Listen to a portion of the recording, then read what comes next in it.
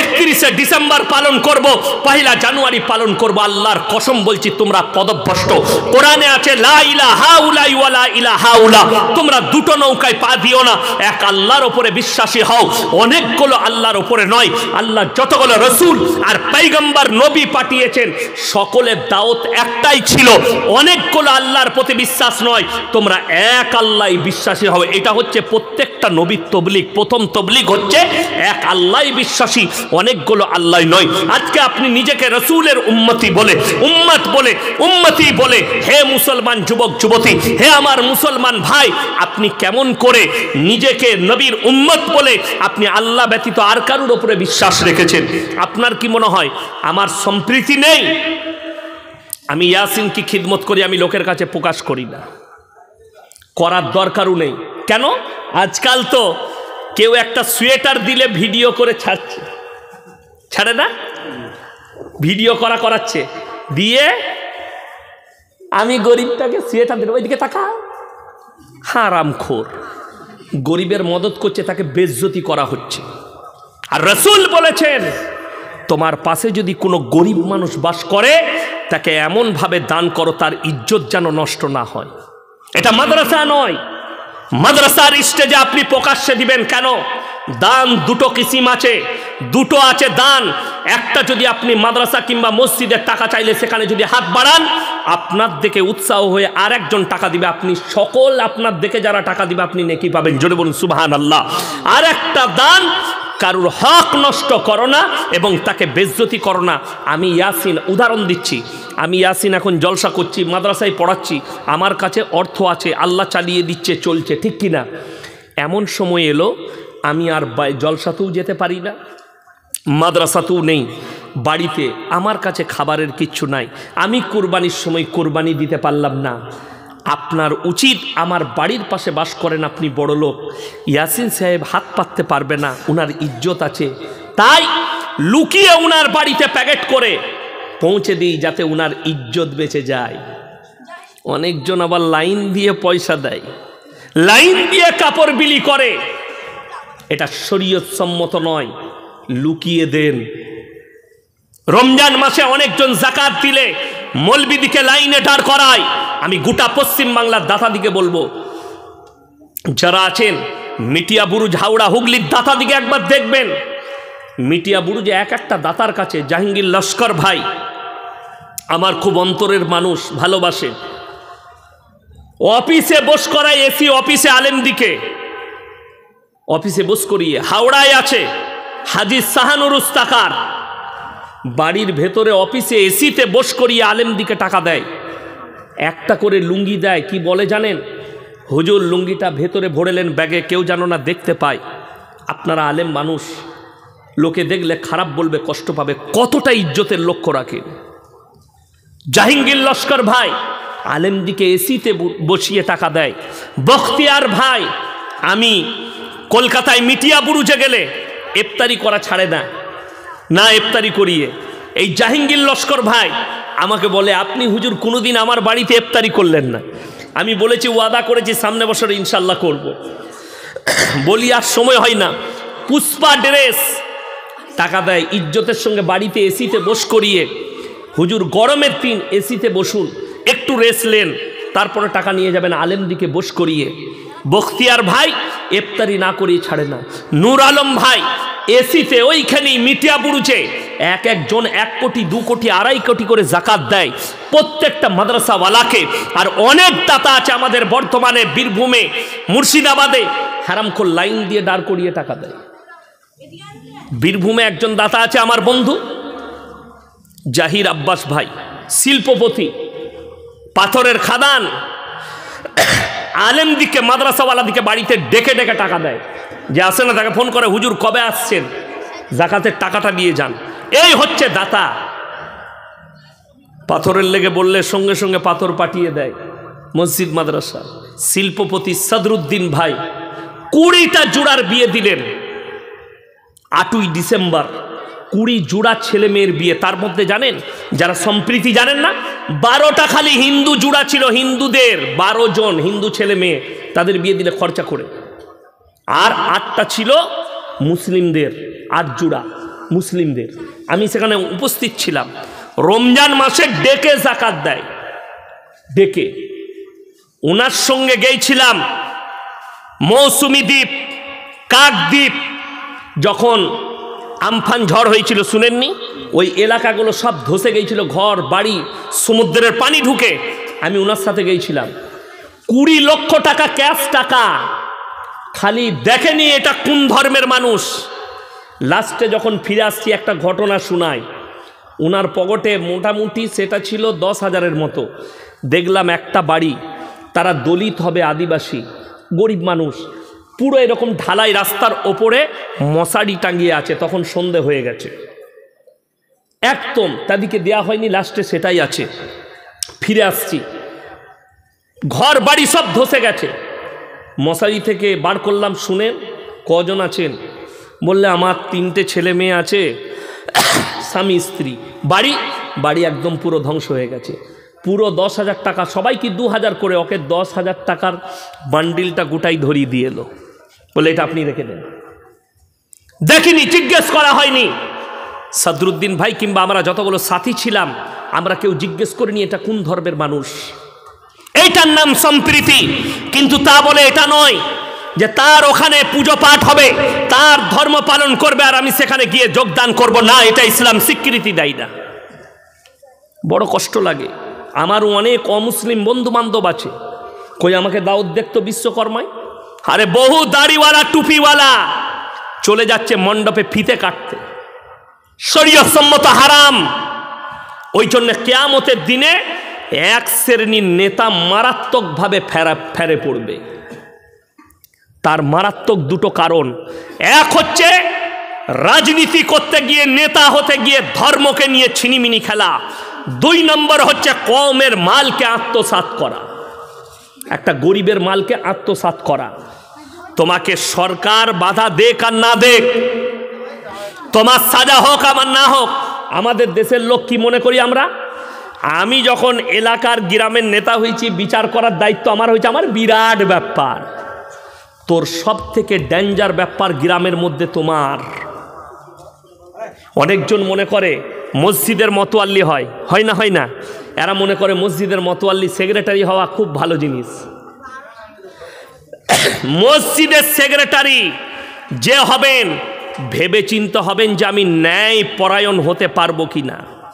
আমানতের খিয়ানত যদি আমার দ্বারা হয়, আল্লাহর কাছে আপনি হিসেব দিয়ে পার পাবেন না, আল্লাহর কাছে মারাত্মক ফেরে পড়ে যাবেন। ওই জন্যে আপনি চিন্তা করবেন, আজ থেকে আপনারা নিয়ত করুন ন্যায় পরায়ণ হব। কেউ যদি হকে না হক কাজ করে, আপনি প্রতিবাদ করবেন। জোরে বলুন ইনশাল্লাহ। প্রতিবাদ করবেন তো? আপনার চোখের সামনে শুনে নেন, আপনি কেমন মুমিন হবেন সুন্দরভাবে আপনার কাছে। হ্যাঁ, বেশি দেরি করব না, আমরা দোয়াটা নিয়ে তারপর যাবেন। হ্যাঁ, আমরা এই 12টা বাজতে চলছি ইনশাআল্লাহ, আর অল্প সময় আছে। হুজুর যতক্ষণ বলবেন আমরা দোয়া করে দেবো। আপনারা কেউ যাবেন না, দোয়া নিয়ে যাবেন। মুসাফির মানুষ, হাতে দোয়া নিয়ে আমরা যাবো।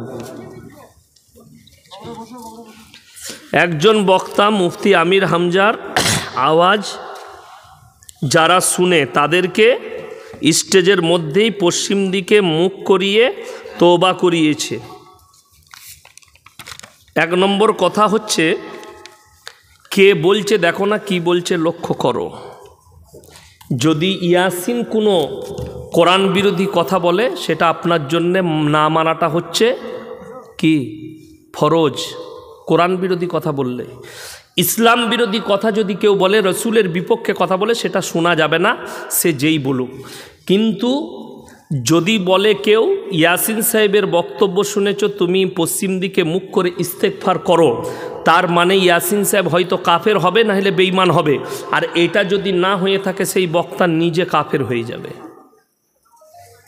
ওই জন্যে কারুর বিরুদ্ধে বলতে গেলে 1টা আঙ্গুল তুললি 4টা আঙ্গুল আপনাকে ইশারা করবে। হ্যাঁ, এক নেতা বলেছেন মুর্শিদাবাদে মালদায় বাংলাদেশের দখলে যাবে, এই বিষয়ে মৌলবাদীদের হাতে আছে। তার কারণ হলো এই 2 জেলাতে 80% মুসলিম। দেখুন, যে নেতা বলেছে তার ব্যাপারে খুঁজলেন অকাট মূর্খ, না হলে ই হচ্ছে আরএসএসের এজেন্ট, দুটোর মধ্যে একটা। স্কুলে গেইছে কম, তা না হলে আরএসএসের এজেন্ট। বিজেপির একটা মারাত্মক এজেন্টটা। যেদিন থেকে মোদিজি সরকারে বসেছেন সেই দিন থেকে হিন্দু ভাইরা খাতরায় চলে এসছে হিন্দুস্তানে।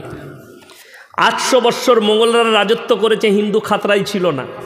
200 বৎসর ইংরেজরা রাজত্ব করেছে, খাতরাই ছিল না। 70 বৎসর কংগ্রেস রাজত্ব করেছে, খাতরাই ছিল না। মোদিজি যেদিন থেকে এসছে সেদিন থেকে হিন্দুরা খাতরাই চলে এসছে। তার থেকে ভালো তো ওকেই পাল্টিয়ে দিয়ে খাতরা থেকে বেঁচে যাবি। কথাটা বুঝতে পারেননি? ওকেই পাল্টিয়ে দাও খাতরা থেকে। আর যে নেতা বলেছে মুর্শিদাবাদে 80% করে মুসলিম আছে, তাহলে 80% মানে 180টা, তাই তো?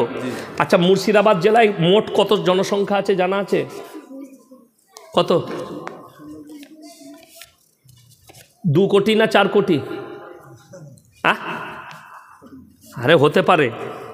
আচ্ছা, যদি আমি হিসেব বলছি 2 কোটি যদি হয় তাহলে 160 কোটি মুসলিম আছে তো? কথা বলে না? 160 আর মালদায় 160 কত হলো? কথা বলে না? 320।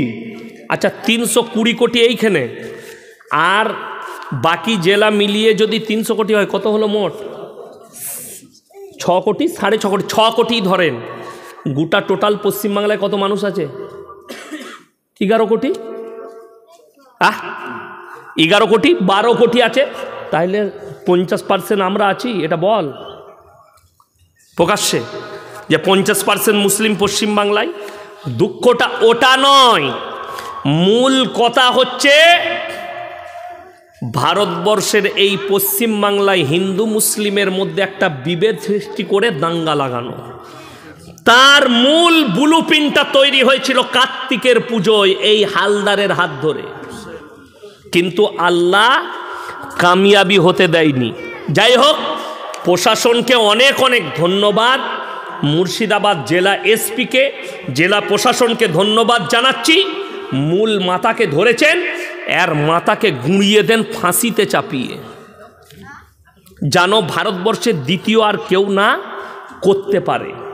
আমি সেদিনে জালিলিয়ায় বলেছি, আজকে আবার বলে যাচ্ছি, ভারতের 7টা বড় কোম্পানি আছে গরুর গোশ স্পোর্টের কারখানা, যারা প্রত্যেক দিন 3000-4000 করে গরু জবাই করে। তার মধ্যে 5টা খালি হচ্ছে হিন্দু ভাইদের, আর 3টে হচ্ছে আরএসএসের এজেন্টের। তারপরও গরু খাওয়ার দায় আমাদের উপরে চাপাচ্ছে না? চাপাইনি? আচ্ছা, কিছু লোক বলছে মিডিয়ার সামনে हर जानवर को काटना बंद करना चाहिए। अरे हरामखोर, हिंदुस्तान के मीडिया नहीं, ये सरकार बोल रही है कि हिंदुस्तान के 80 करोड़ लोग गोश्त खाते हैं, कोई गाय का, कोई बकरी का, कोई मुर्गा का गोश्त। 80%, 80 कोटी लोग যদি থাকে ভারতে, 80 কোটি মুসলমান আছে, কথা বলে না? তাইলে শুধু আমরা গরুর গোশ খেলে দেই, আর বাকি ভারতে যদি 40 কোটি মুসলমান থাকে, 40 কোটি অমুসলিম ভাই তারাও তো মাংস খাচ্ছে, গরুর এই ছাগলের খাক আর মুরগির খাক আর যাই খাক।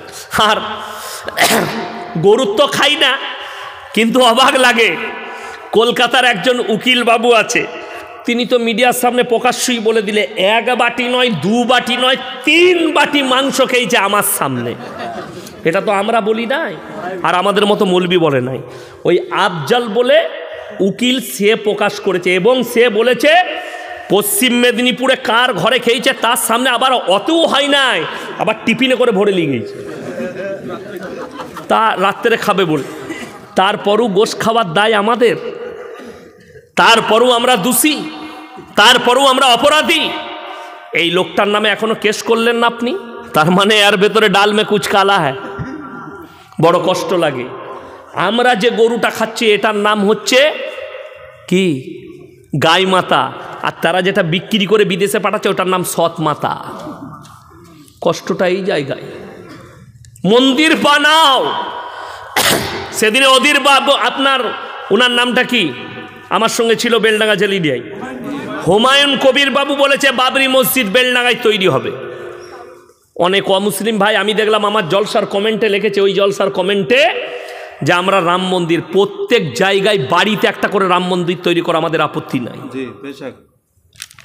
আমি বলছি যেখানে জায়গা থাকবে একটা করে মন্দির তৈরি করে তোমরা উপাসনা করো। আমি খালি বলবো ধর্মটাকে বুঝো। শ্রীরামজি কোথায় লিখে গেছে, আমার নাম নিয়ে মুসলিমদের দাড়ি ধরে মার্ডার করবি? কোনো অমুসলিম পণ্ডিত ভাই যদি দেখাতে পারে, এই ভারতের হারামখোর মিডিয়াগুলো একটা প্রকাশ করে না, 500 থেকে 700 কয়েক হাজার মুসলমানকে